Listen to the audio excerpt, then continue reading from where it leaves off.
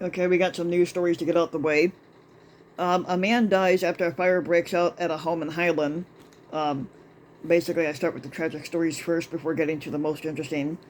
Um, a man is dead after a fire broke out at a Highland, Indiana home Tuesday morning. This happened about 4 a.m. Yeah, kind of sad about that one. Um, Police officers arrived first and found two women standing outside covered in soot, and they said a man was still inside, and officers say they tried to get in the home, but it was too dangerous, and firefighters found the victim's body in an upstairs bedroom.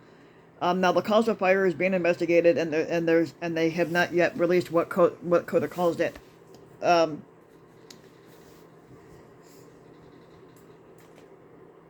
a Chicago area rap artist pleads guilty to committing wire fraud. Um,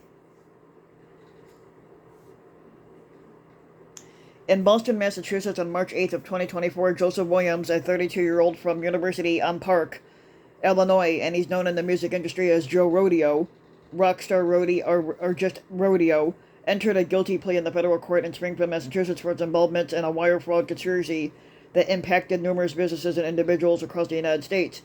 Now, the U.S. District Court Judge Mark G. Mastriani has set the sentencing for June 28th of this year. Williams, who's along with five co-defendants, including notable figures like rap promoter Antonio Strong and rap artist Herbert Wright, were charged with orchestrating a scheme from March 2017 through November of 2018, which involved the use of unauthorized and stolen payment card information. This information included cardholders' names, addresses, security codes, and expiration dates, leading to significant financial losses for the victims when the fraudulent transactions were charged back by the card companies. The conspiracy resulted in Williams being responsible for over $102,000 loss, as he benefited from illicit account information allegedly provided by Strong to fund private jet charters, commercial flights, and luxury hotel stays. Although not directly involved in all transactions, Williams was aware of the fraudulent means by which these services were procured on his behalf.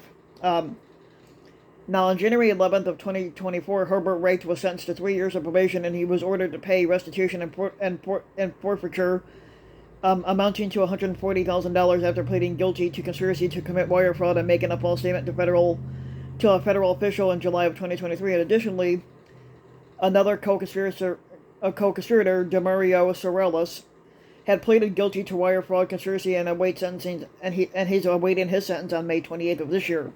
The wire fraud conspiracy charge against Williams carries a maximum sentence of up to 20 years in prison and up to 5 years of supervised release and a fine of $250,000. Sentencing will be determined based on the U.S. sentencing guidelines and applicable laws. The announcement was made by acting United States Attorney Joshua Levy and Andrew Murphy, Special Agent in charge of the United States Secret Service Boston Field Office. The case is being prosecuted by Assistant U.S. Attorney Stephen Breslow of the Springfield Branch Office and the trial attorneys Andrew Tyler and Kyle Crawford of the Justice Department's Criminal Division's Fraud Section. Now, as the legal process continues, the remaining defendants are presumed innocent until proven guilty in a court of law.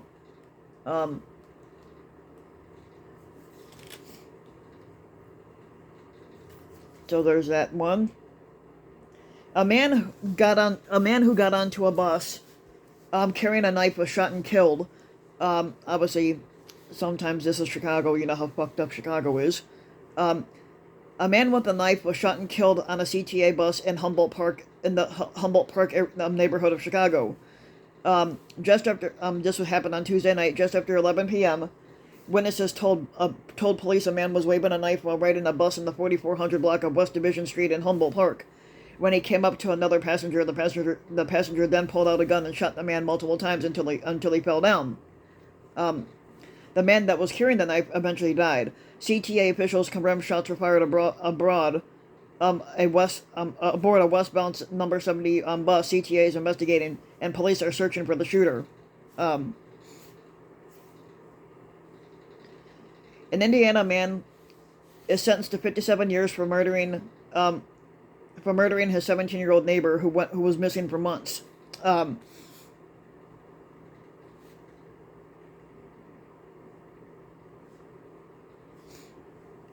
An Indiana man was sentenced to 57 years in prison Monday for the murder of his 17-year-old neighbor who was found buried in his backyard last year after she had been missing for more than 5 months, according to court documents. As part of a plea agreement, Patrick Scott, 59, is required to pay $10,000 restitution to the victim's family. Now, Scott had been charged with murder in November after admitting to killing Valerie Tyndall by strangling her with a belt during an argument at his home in June of last year, according to a criminal homicide report from investigators. Authorities said Tyndall worked for Scott, who owned a lawn mowing business. In January, Scott agreed to a plea deal that dropped charges of obstruction of justice and giving false information to a law enforcement officer, and a judge on Monday accepted the plea and agreed to the sentence.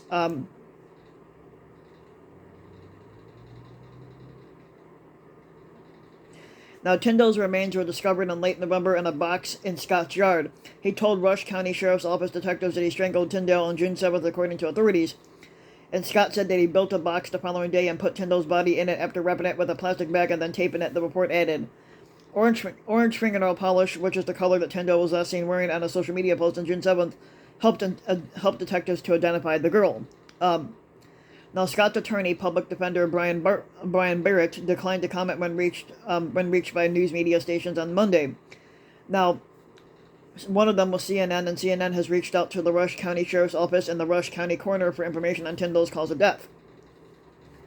A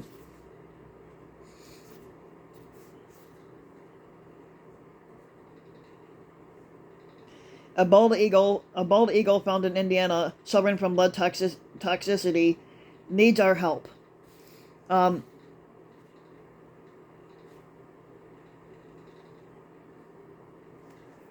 here's a picture of the bald eagle. Right there.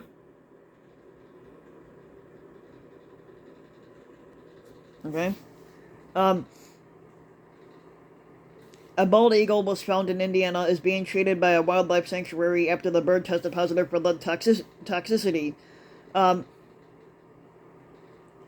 A wildlife rehab center caring for a bald eagle was found in Indiana. The Humane Indiana Wildlife Rehabilitation Center, which is located in Valparaiso, Indiana, says that a bald eagle has come into its care and it has been determined that the raptor is suffering from lead toxicity.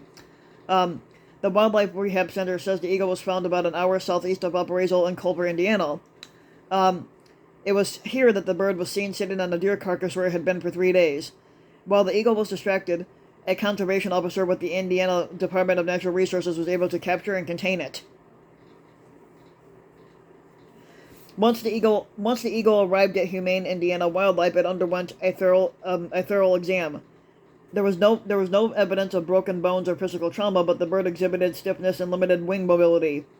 A blood test performed on the bird showed elevated lead levels in the blood of the eagle, and the overall condition of the bird indicated that it was both dehydrated and malnourished. Now, rescuers believe that the eagle was not adequately feeding itself, despite having been found perched upon a food source.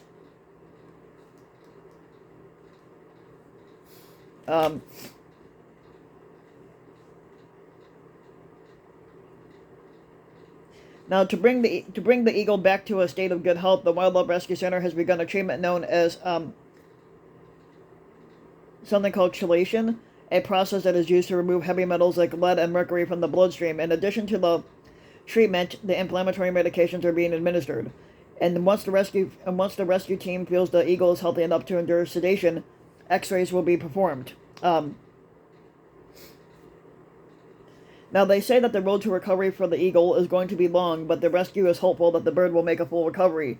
And they're asking for the support of the public to help offset the cost of not only the care for this eagle, but also to allow them to continue caring for wildlife in need in the Hoosier State. So, and Indiana is home to a lot of eagles that I've seen coming around. Now, here's the best story for last. Now this, they don't have these anymore. Like they're not really in use anymore as they used to be. But Indiana is home to a jail that spins, and it's the last working one in the world. Now, a spinning jail sounds just kind of weird, right? But at one point, a rotary jail was used in Indiana. The first and last working rotary jail in the United States, located just up the road from the Tri-State in Crawfordsville, Indiana, is the last working rotary jail in the United States. And as you can tell by the name, the jail does indeed spin, and still it does. And more on this in a second. And it's also a museum. So the Rotary Jail Museum of Crawfordsville, Indiana, was the first rotary jail built, and there was only 18 of them, and it was built in the year 1882. It is currently one of only three left.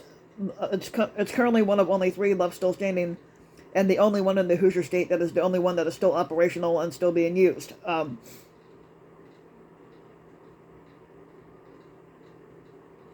And here is the jail. That's what it looks like. This is in Crawfordsville, Indiana. And this is the jail that spins. And then you see the jail cell. The red thing indicates that it's supposed to spin. Obviously, I wouldn't mind seeing that. I'm actually fascinated by this type of stuff. Now, people have asked, why does the jail spin? And this seems to be the question people ask first. Okay, the jail rotates, but why? Well, it's not the entire jail itself that rotates, it's just the jail cells. The jail cells are all in a two-story circle sitting on a rotating base that is operated by a hand crank.